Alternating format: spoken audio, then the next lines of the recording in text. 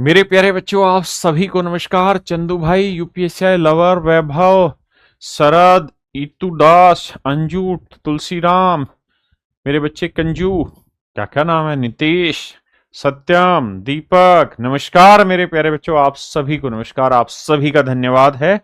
आइए मेरे दोस्तों, आज हम आगे बढ़ रहे हैं और आज है डे 19, 19वां दिन। कल मेरे बच्चे आपकी ईद की छुट्टी थी। आज हम 19वें दिन पर आ रहे हैं मेरे बच्चे रेलवे 55 सीरीज में, और आज हम पढ़ने जा रहे हैं ज्योमेट्री। देखिए, आपके यहाँ जो ज्योमेट्री पूछी जाती है, बहुत ही हल्की ज्योमेट्री पूछी जा रही है।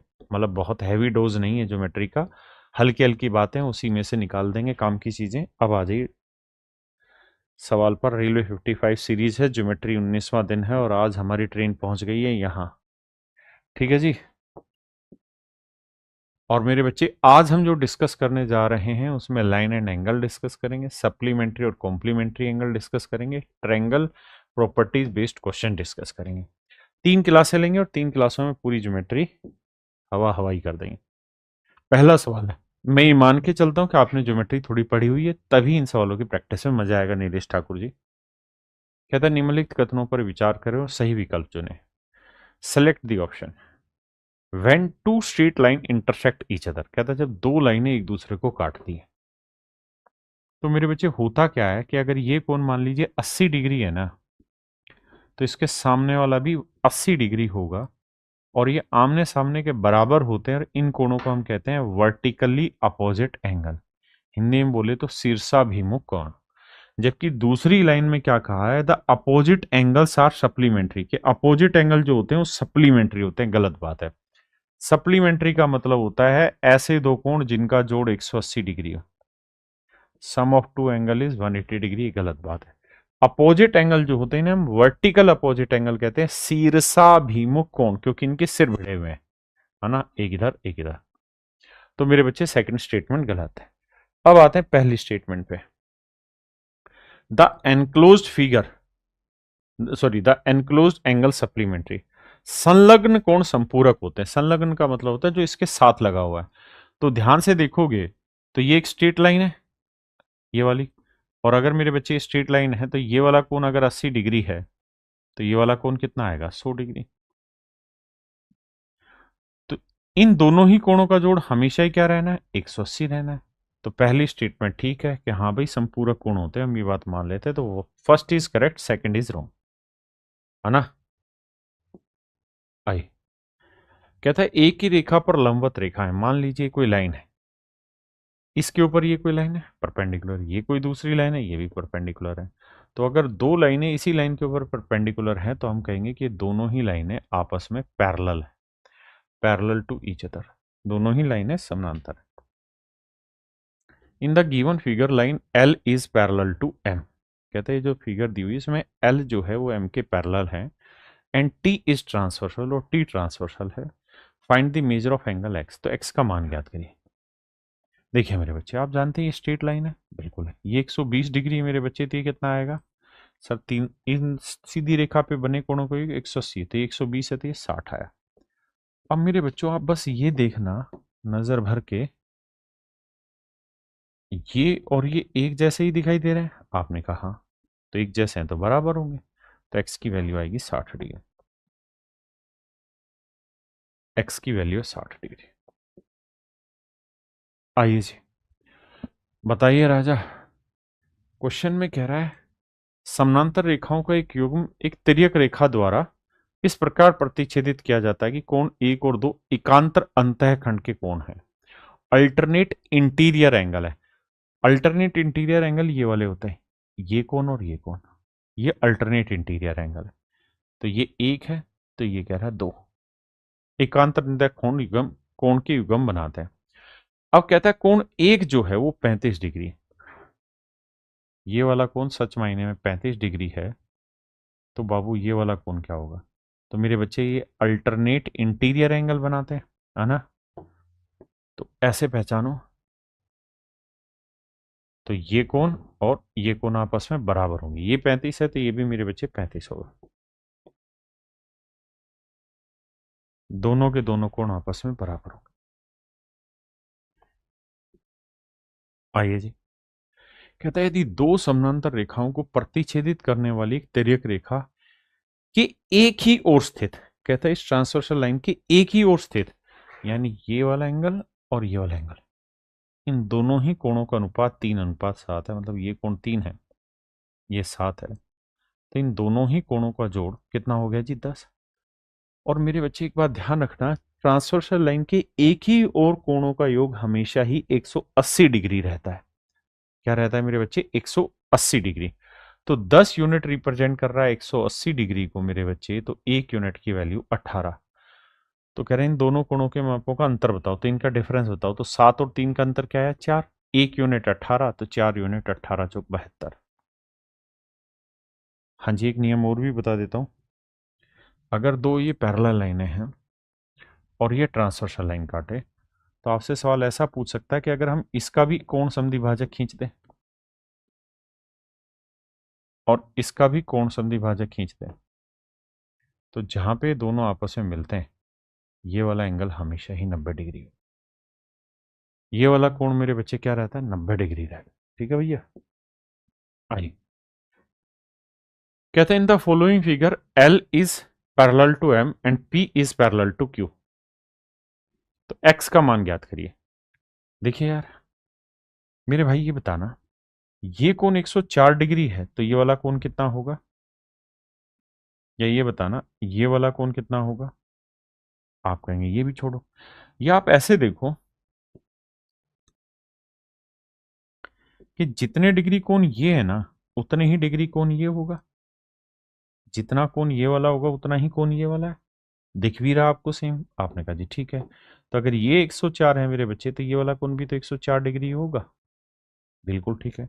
ये सीधी रेखा है, तो सीधी रेखा पे बना कोण 180 होता है, तो 104 है, तो ये लेना पड़ेगा आपको 76 डिग्री।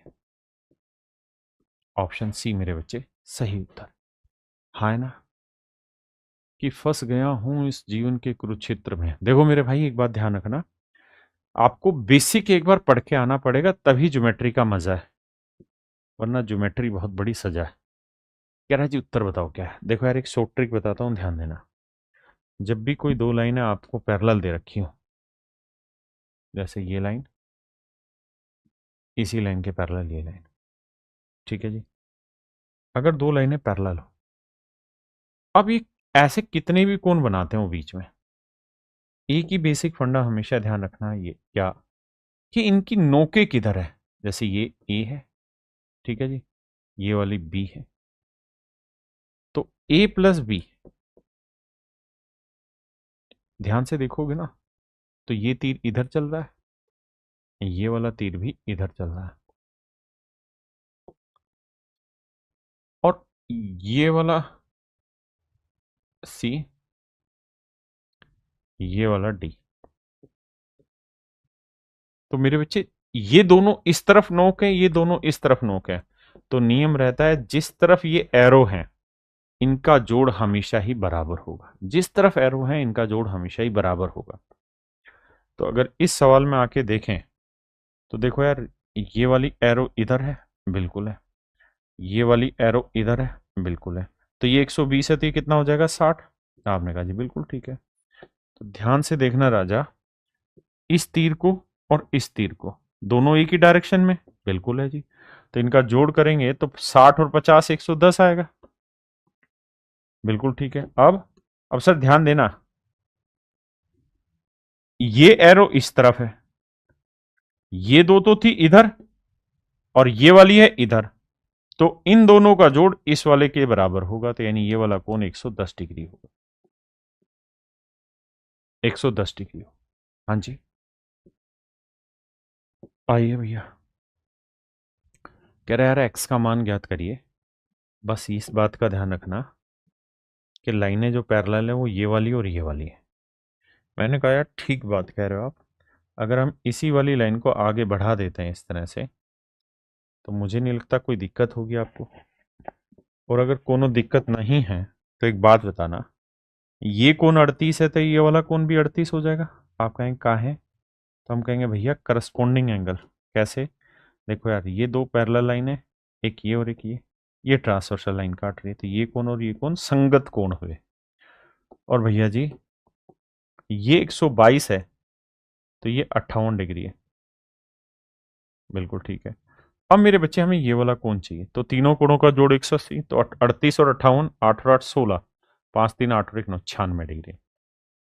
तो 180 में से 96 घटाएंगे, 180 में से 96 घटाएंगे तो मेरे बच्चे आएगा 84 डिग्री, क्योंकि तीनों कोणों का 180 होता है त्रिभुज का। तो 84 डिग्री आपका राइट आंसर। आइए, कहता है सी डी ओ ये वाला कोण है 70 डिग्री, बहुत सुंदर। डी ओ बी ये वाला कोण है जी 100 डिग्री। ए बी ओ ये वाला कोण बताओ। तो अभी थोड़ी देर पहले ही एक बात समझा के हटा हूं कि नोक देखा करो, ये नोक इधर गई, ये नोक इधर गई, तो इन दोनों का जो जोड़ होगा वो ये इधर आई नोक इसके बराबर होगा। तो मेरे बच्चे ये 70 है, तो इन दोनों का जोड़ 100 के बराबर, तो ये वाला कौन होगा मेरे बच्चे 30 डिग्री। ए बी ओ मेरे बच्चे मेरा 30 डिग्री।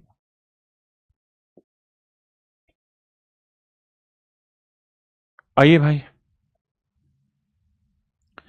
अब ध्यान देना। आप ये बात तो जानते हैं कि सर ये सीधी लाइन है, तो सीधी लाइन के ऊपर जो कोण बनता है वो 180 डिग्री का बनता है। बिल्कुल ठीक है। अगर ये 67 डिग्री है तो ये कोण कितना होगा?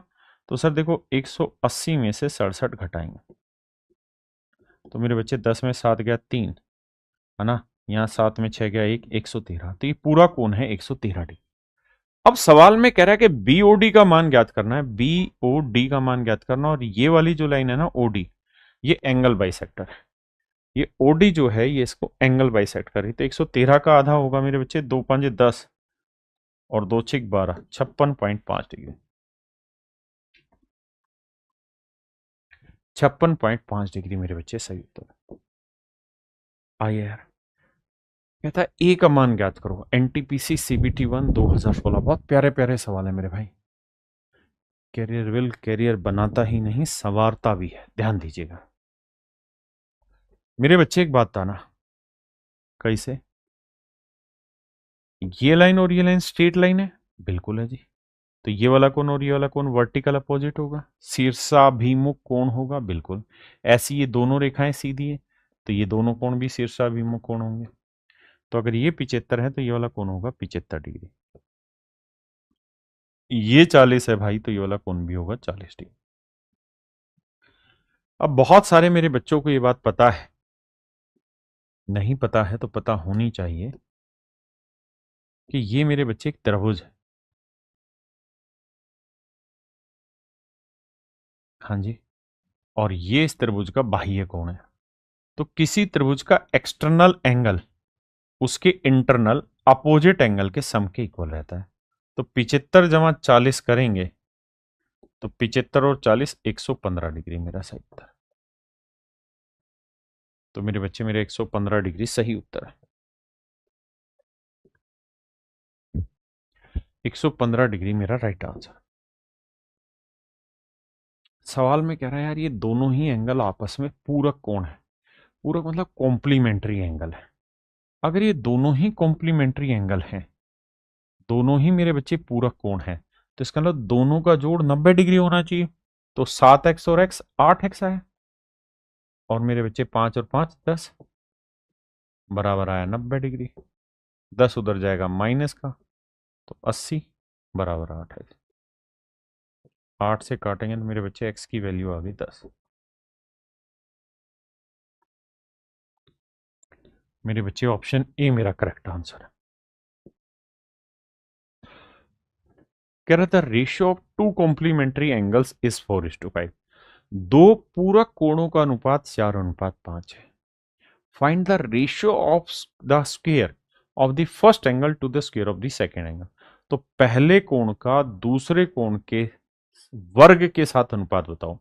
तो मेरे बच्चे अगर दो कोणों का अनुपात 4:5 है तो इनके वर्गों का भी अनुपात यही बनना है, 4 का वर्ग 16 और 5 का वर्ग 25। कुछ है ही नहीं सवाल में, तो ऑप्शन ए। कहता जी दो पूरक कोण है, कॉम्प्लीमेंट्री एंगल है, रेशियो है 11:7। तो जोड़ेंगे तो 11 और 7 18। 18 यूनिट है मेरे बच्चे 180 डिग्री। तो एक यूनिट की ना ना ना कॉम्प्लीमेंट्री है तो 90 हुआ, तो 1 यूनिट की वैल्यू 5, तो 7 यूनिट की वैल्यू 7 5 35 डिग्री। ए दूसरा हमें यह भी पता था कि दो पूरक कोण है, दो कॉम्प्लीमेंट्री एंगल का रेशियो 11:7 है। छोटा कोण पूछा हुआ है मेरे बच्चे, क्या पूछा हुआ? छोटा कोण। तो जो भी छोटा कोण होगा वो मेरे बच्चे हर हाल में 7 से भाग जाएगा, बिल्कुल। तो 7 से ना ये जा रहा, ना ये जा रहा, ना ये जा रहा, केवल और केवल मेरा ऑप्शन ए भाग जा रहा सर। तो ऑप्शन ए राइट आंसर। ये मेरे प्यारे बच्चों हमारा एक बैच है आरआरबी ग्रुप डी का, जिसके बारे में बच्चे पूछते रहते हैं। मेरे प्यारे बच्चों इसकी फीस है मात्र 499 रुपए, अगर आप रेलवे ग्रुप डी की तैयारी कर रहे हैं तो मेरे बच्चे ये बैच वरदान साबित होगा आपके लिए। आप सिंपल से इसको पढ़ते रहिए, टाइम की कोई बाउंडेशन अपने दिमाग में मत डालिए, बेसिक से कंटेंट पढ़ते रहिए। मैथ पूरा कंप्लीट मैं कराने लग रहा हूँ, बायोकेमिस्ट्री काजल मैम पढ़ा रही है, फिजिक्स अंकुल सर पढ़ाने लग रहे हैं, रीजनिंग अरुण सर पढ़ा रहे हैं, शिवान सर स्टैटिक जीके पढ़ाने लग रहे हैं। इस बैच में आंख बंद करके एडमिशन ले लीजिए। आई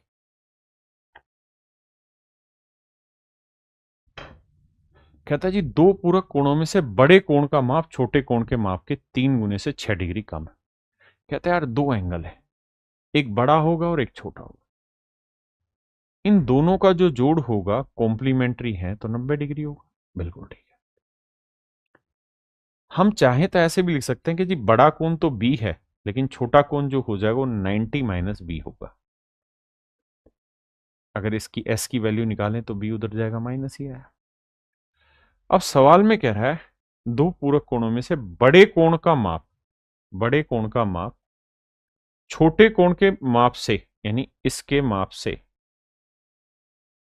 90 माइनस बी के माप से 3 गुने से 6 डिग्री कम। कहता है ये जो वैल्यू है, ये देखो वो सवाल में कहता है बड़ा जो कोण है ना वो छोटे कोण के माप के 3 गुने से, यानी 90 माइनस बी से के 3 गुने से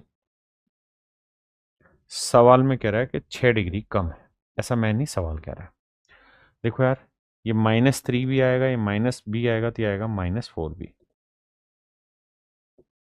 3 को 9 से गुना करेंगे 27, 270, और भैया ये 6 इधर लाएंगे तो आएगा 264। माइनस से माइनस कर जाए, कैलकुलेशन कर लेना। तो पूछा बड़े कोण का माप, तो 4 6 24, 4 6 24, तो आंसर हुआ 66 डिग्री। आंसर हुआ मेरे बच्चे 66 डिग्री।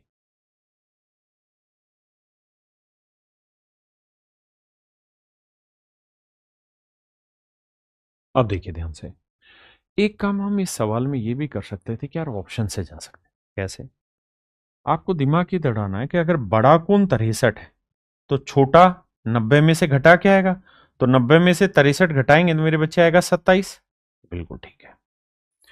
अब कह रहा है कि इसका 3 गुना कर दो, तो मेरे बच्चे 27 का 3 गुना करेंगे तो 81 आएगा, और 81 में से 63 घटाएंगे तो क्या 6 आएगा? नहीं, गलत है, 57 है। अगर बड़ा कोण 57 है तो दोनों का जोड़ 90 है, तो छोटा कोण कितना आएगा मेरे बच्चे? 33। अब 33 का 3 गुना करेंगे तो 99, 99 में 57 घटाएंगे 6 आएगा? नहीं। अब 66 है बड़ा कोण, तो छोटा कोण कितना आएगा मेरे बच्चे? 24। अब 24 का 3 गुना करेंगे तो 72, 72 और 66 का डिफरेंस 3।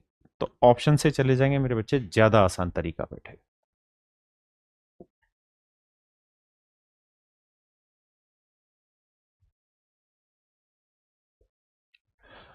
मेरे बच्चे कोई एंगल है थीटा, सवाल में कह रहा है कि इसका कॉम्प्लीमेंट्री एंगल बताओ, तो वो हो जाएगा जी 90 माइनस थीटा।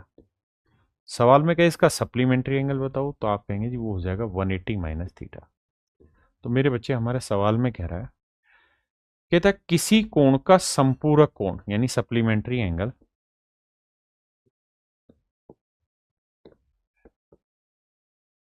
उसके कॉम्प्लीमेंट्री एंगल 90 माइनस थीटा के 3 गुने से 15 अधिक है।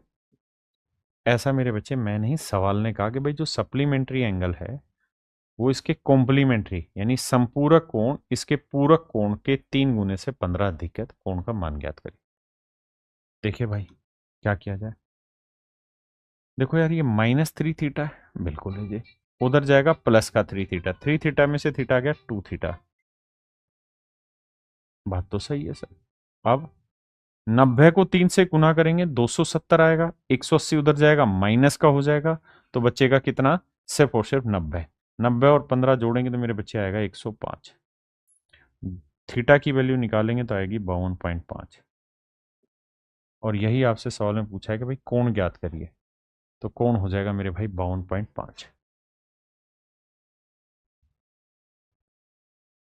देखिए यार सवाल में कह रहा है of the to supplementary angles, दो संपूरक कोणों में से बड़ा कोण छोटे कोण से 36 डिग्री अधिक है, छोटे कोण का माप ज्ञात करिए। यानी मेरे बच्चे ये कह रहा है कि बड़ा कोण जो है वो छोटे कोण से, स्मॉलर कोण से 36 डिग्री अधिक है। और हम ये जानते हैं कि सप्लीमेंट्री एंगल वो एंगल होते हैं जिनका जोड़ 180 डिग्री है। तो पूछ रहा है स्मॉलर एंगल बताइए, तो मेरे बच्चे स्मॉलर एंगल की वैल्यू क्या होगी, इन दोनों के डिफरेंस का आधा। 136 में ना 180 में से 36 घटाएंगे 144, 144 का आधा आएगा मेरे बच्चे 72। यानी 72 जो होगा वो सबसे छोटा एंगल होगा। कहते हैं यदि किसी त्रिभुज के कोणों का अनुपात 1:2:3 है, मतलब ये जो एंगल है इन एंगल की वैल्यू 1:2:3 है, तो मेरे बच्चे एक बात बताओ, त्रिभुज के तीनों कोणों का योग कितना होता है जी, 180 डिग्री। तो इनको जोड़ेंगे तो 1 और 2 3 और 3 6, 6 यूनिट 180, तो 1 यूनिट की वैल्यू मेरे बच्चे 30 डिग्री। तो सवाल में हमसे कह रहा है क्या, सबसे छोटा कोण ज्ञात करो, तो सबसे छोटा कोण 1 यूनिट था, तो आंसर आएगा जी 30 डिग्री। आइए कहते हैं त्रिभुज के कोण इतने इतने इतने, त्रिभुज का सबसे बड़ा कोण ज्ञात करो। तो मेरे बच्चे त्रिभुज के तीनों कोणों का योग कितना, 180 डिग्री, वही कॉन्सेप्ट लगाता है। तो जोड़ेंगे तो 2x और 3x 5x और 5x 10x, 8 और 12 20, यह आया मेरे बच्चे 180, 20 उधर जाएगा प्लस का 200, तो x की वैल्यू आ गई 20। तो मेरे नन्हे मुन्ने प्यारे बच्चों x की जो वैल्यू आ गई वो 20 आ गई। अब कह रहा है सबसे बड़े कोण का मान बताइए, तो सबसे बड़ा कोण यहाँ रखेंगे, x का मान 20, 20 5 100, 100 में से 12 गया मेरे बच्चे, बचा 88 डिग्री। तो सबसे बड़ा कोण बी ऑप्शन। आइए जी,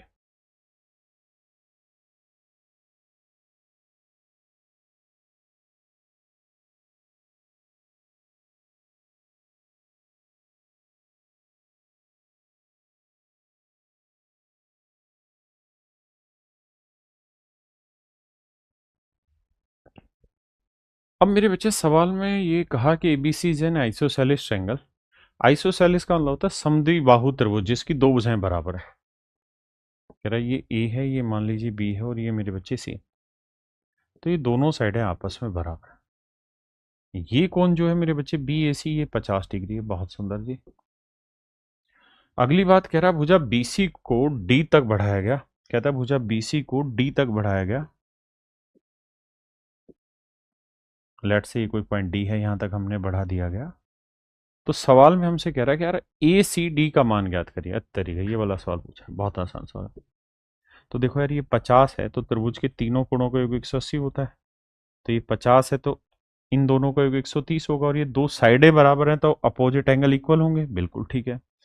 तो 180 में 50 गया 130, 130 को दो हिस्सों में बांटेंगे तो ये वाला एंगल आएगा 65 डिग्री, और ये 65 है, तो मेरे बच्चे ये पूरा 180 होगा, तो ये कितना आएगा 115 डिग्री।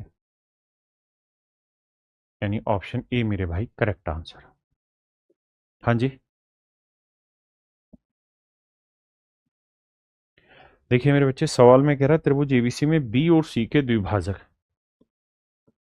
ए बी सी, इसमें कहता है कि एंगल बी का एंगल बाइसेक्टर, एंगल सी का एंगल बाइसेक्टर, ट्रायंगल के अंदर किसी पॉइंट पी पर मिलते हैं। यदि बीपीसी 128 है, ये वाला कोण 128 डिग्री है, तो पूछेगा एंगल ए का मान ज्ञात करिए। तो आप जानते हैं ये एक स्टैंडर्ड इक्वेशन होती है कि अगर एंगल बाइसेक्टर यहाँ मिल रहा है तो एंगल बीपीसी यानी जो एंगल बाइसेक्टर से मिला है वो हमेशा ही 90 plus half of angle A होगा, हाफ ऑफ एंगल ए है।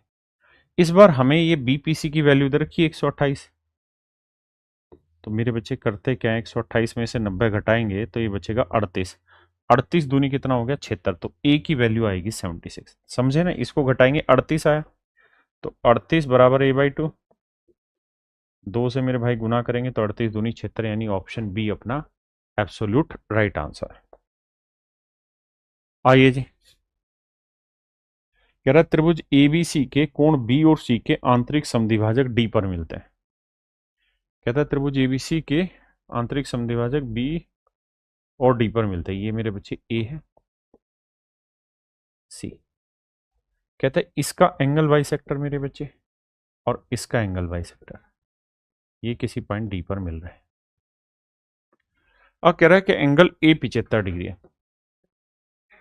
ये वाला एंगल 75 डिग्री है मेरे बच्चों, तो ये वाला एंगल पूछ रहा है क्या होगा। तो देखो यार, बी डी से निकालने का तरीका होगा क्या मेरे बच्चे, जो भी समझाया, 90 plus half of angle A, तो 75/2 बटे 2, तो 75 का आधा हो गया मेरे बच्चे 37.5, और 90 में 37.5 जोड़ेंगे तो आएगा 127.5, यानी ऑप्शन डी मेरे भाई करेक्ट आंसर है। देखो ज्योमेट्री बहुत आसान है, छोटे छोटे रिजल्ट है जिसके बारे में आपको पता होना चाहिए, अगर उतना पता है तो बात बन जाएगी। देखिए, दो स्टैंडर्ड रिजल्ट है कि अगर ये कोई ट्रायंगल है, ये कोई त्रिभुज है, अगर इसके इंटरनल एंगल का एंगल बाइसेक्टर खींचे, और अगर ये वाला एंगल पूछे और ये वाला एंगल ए है, तो ये वाला एंगल होगा मेरे बच्चे 90 प्लस a/2। और अगर एक्सटर्नल एंगल का एंगल बाइसेक्टर खींचा जाए, बाह्य कोणों का कोण समद्विभाजक खींचे इनका, तो मेरे बच्चे ये वाला जो कोण होगा ना, ये कुछ और नहीं 90 माइनस a/2, 90 माइनस a/2 होगा, ध्यान रखना। ट्रायंगल एबीसी में BAC 60 डिग्री है।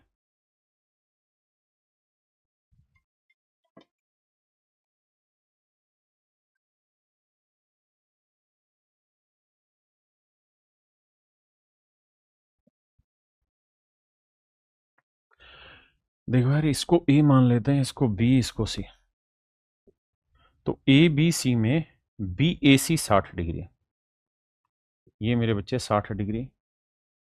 OABC के अंदर एक ऐसा बिंदु है कि OBC OBA का 2 गुना है। ओ, यहां कोई मेरे बच्चे ऐसा पॉइंट है कि OBC, ये वाला जो कोण है, ये OBA का इसका डबल है, यानी ये थीटा है, तो ये मेरे बच्चे 2 थीटा, ऐसा सवाल कह रहा है। और OCB ये वाला OCA का 2 गुना है, इसका 2 गुना है, तो मान लीजिए ये अल्फा है, तो मेरे भाई ये 2 अल्फा है, ऐसा सवाल में कह रहा है। तो कह रहा है BOC का मान ज्ञात करो, ये वाला एंगल बताओ। तो बाबू एक बात बताइए, हम चाहें तो यहाँ वैल्यू पुटिंग भी कर सकते हैं, लेकिन आप में बहुत बच्चों को शायद वैल्यू पुटिंग का कॉन्सेप्ट नहीं होगा, पर सिखाता हूं। देखो, अगर ये 60 है तो इस कोण को भी 60 ले लेते हैं अपनी मर्जी से, इसको भी 60 ले लेते हैं। ये उन्हीं के लिए जिन्होंने मेरी क्लास पढ़ी होगी, नहीं तो नहीं पल्ले पड़ेगा। अब 60 को 1:2 में बांटेंगे तो ये 20 आएगा, ये 40 आएगा। ऐसे ही 60 को 1:2 में बांटेंगे तो ये 40 आएगा, ये 20 आएगा। तो 40 40 80, तीनों कोणों का 180 होता है, ये 80, तो ये कोण आ गया 100 डिग्री, बात ही खत्म।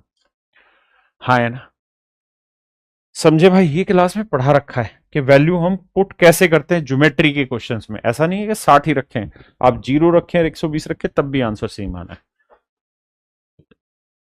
आइए देखिए भाई, ये वाला कोण 38 डिग्री दे रखा है, PQO पूछा हुआ, ये वाला कोण पूछा हुआ। तो मेरे बच्चे एक नियम है क्या, कि किसी आर्क से सर्कल के सेंटर पे बना हुआ एंगल उसी आर्क से सर्कल के दूसरे पार्ट पे बने हुए एंगल का डबल है। ये 38 है मेरे भाई, तो ये उसका डबल होगा। ये 38 है तो मेरे भाई ये होगा 76। बिल्कुल ठीक है। अब मेरे बच्चों कहानी ये है कि ये दोनों ही रेडियस है सर्कल की, बिल्कुल है, तो दोनों साइडें बराबर है। तो अगर ये कोण मेरे बच्चे 76 है, तो तीनों कोणों के 180 में 76 घटाएंगे तो बचेगा 94। कितना बचेगा जी, सॉरी 104 डिग्री, माफ करना, 104 डिग्री। अब जितना यहां होगा उतना ही यहां होगा, तो 104 को 2 हिस्सों में बांटेंगे तो मेरे बच्चे ये वाला कोण आएगा 52 डिग्री। मेरे बच्चे ऑप्शन ए मेरा करेक्ट आंसर है।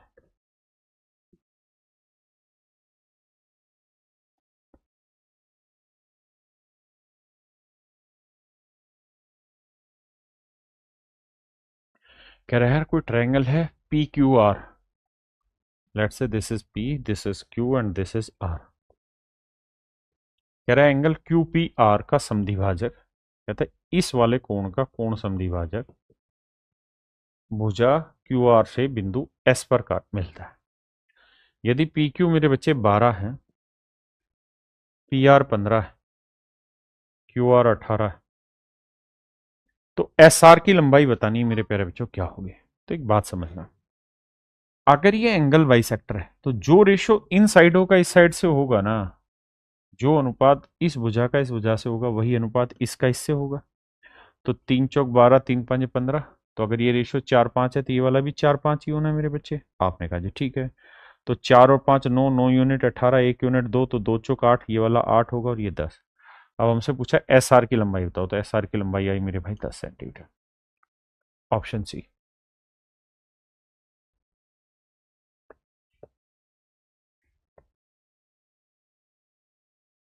देखिए भैया, in triangle ABC its side A B A C and B C have length 4 5 6। ये कोई त्रिभुज है एबीसी। ए बी की साइड की लेंथ है 4, बी ए सी की लेंथ है 5 और बी सी की लेंथ है 6। अब कह रहा है an angular bisector A D is drawn from A to B C. कहता है यहां से एक कोण समद्विभाजक खींचा गया,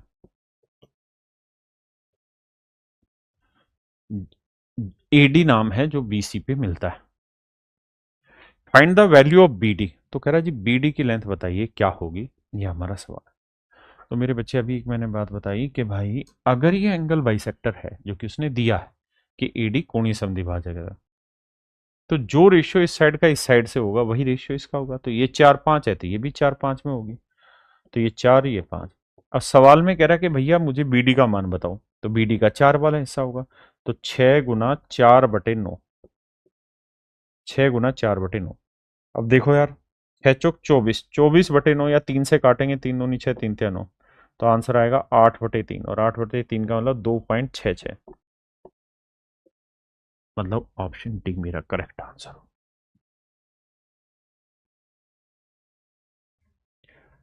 बहुत ही खूबसूरत है सवाल है भैया, बहुत बढ़िया है। अंकुश कुमार जी, अमित कुमार, राचू यादव, दीपक कुमार, दीपक यादव, जीना मनीष, जैना मनीष, अविनाश कुमार, रविकांत मौर्य। देखिए जी, सवाल में बाबू का कहत बानी, कहता है त्रिभुज ए ना कोण A B C, A B C ये वाला कोण और ए बी डी ये वाला कोण दोनों आपस में बराबर है। बी सी और बी डी साइड बराबर है। तो कहता है त्रिभुज सी ए बी ये वाली ट्रायंगल इस वाली ट्रायंगल के साथ, मतलब किस ट्रायंगल के साथ कॉन्ग्रुएंट होगी। ये है मेरे बच्चे सर्वांग सम का निशान। किस चीज का निशान है मेरे बच्चे? सर्वांग सम का निशान है, सर्वांग समता।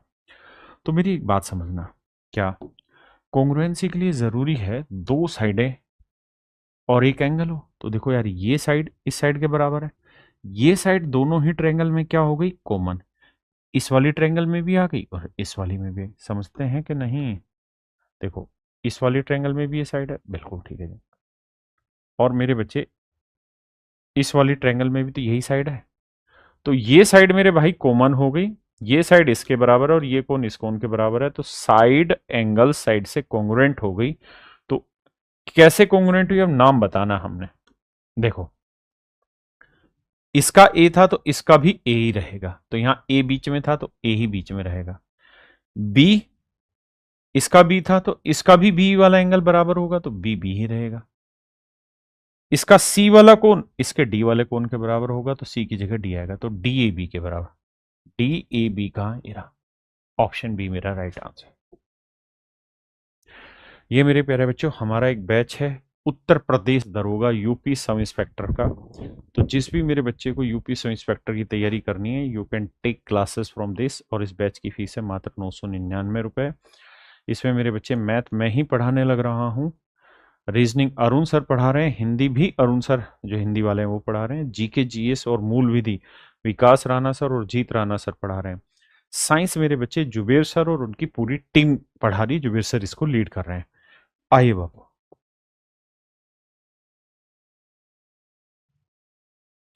कह रहा है यार दो ट्रायंगल, एक डी ई एफ एक P Q are. D E F P Q are, कहानी यह है कि डीई क्यू आर के बराबर है।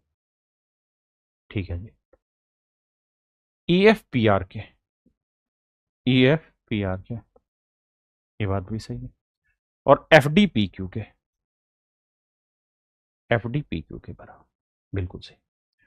तो कह रहा है कौन सा पेयर आपस में इक्वल होगा, तो बस आप ये देखिए, इसके सामने है ई, तो इसके सामने है आर, यहां 3 के सामने वाला है डी, यहां 3 के सामने वाला है क्यू, यहां डबल के सामने है एफ, तो यहां डबल के सामने है पी। तो बस ऐसे रखना। अब हमसे कह रहा है कि ई डी एफ, तो R Q P, E D F congruent होगी आर क्यू पी की, जबकि यहां आर पी क्यू है तो कट गया। अब यहां बस हमें ये देखना है कि एफ के करस्पॉन्डिंग पी होना चाहिए, तो देखो एफ के करस्पॉन्डिंग पी है, ई के करस्पॉन्डिंग क्या होना चाहिए आर, ई के करस्पॉन्डिंग आर है, और डी के करस्पॉन्डिंग क्या होना चाहिए मेरे बच्चे क्यू, और डी के करस्पॉन्डिंग मेरे भाई क्यू है। यानी मेरे बच्चे पहले ऑप्शन जो है वो सारी बातों को क्लियर कट समझाने लग रहा है।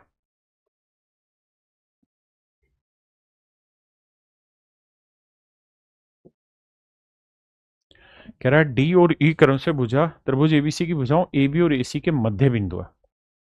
देखिए मेरे बच्चे ए बी सी, कह रहा है डी और ई, ए बी और ए सी के, इसका मिड पॉइंट डी है मेरे बच्चे और इसका मिड पॉइंट है ए, कहता है मध्य बिंदु है, बीसी 6 सेंटीमीटर है।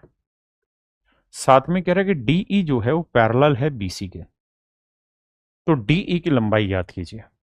तो मेरे बच्चे आप ये बात जानते हैं कि किसी ट्रायंगल की किन्हीं भी दो साइडों के मिड पॉइंट को मिलाएंगे तो जो लाइन बनेगी वो तीसरी लाइन के पैरेलल भी होगी और इसकी आधी भी। तो ये 6 है तो ये लाइन कितनी होगी 3, तो डीई की लेंथ है मेरे बच्चे 3, ऑप्शन बी।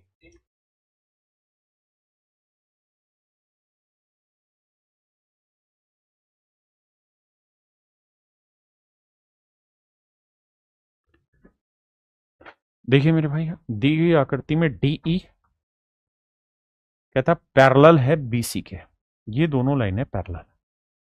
एडी की लेंथ है एक्स, डीबी की लेंथ है एक्स माइनस 2, ए की लेंथ है एक्स प्लस 2 और ईसी की लेंथ है एक्स माइनस 1।